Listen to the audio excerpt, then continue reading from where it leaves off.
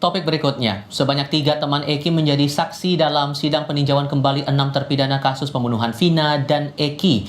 Dalam kesaksiannya, ketiga saksi mengaku bersama dengan Eki dan Vina sebelum malam kejadian keduanya ditemukan tewas.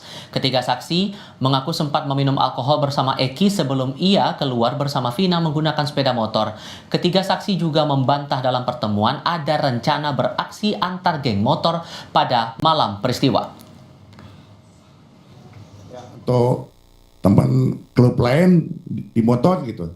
Nggak pernah, Pak. Nggak pernah. Karena di dalam dakwaannya yang dinyatakan seperti itu gitu. Ada perkelahian antar geng gitu. Makanya saya ingin tanyakan kepastian ini di sini.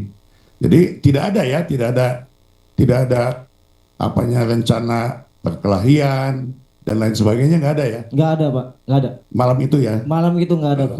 Saya, Yusra, Arta, Eki. Di situ, Pak.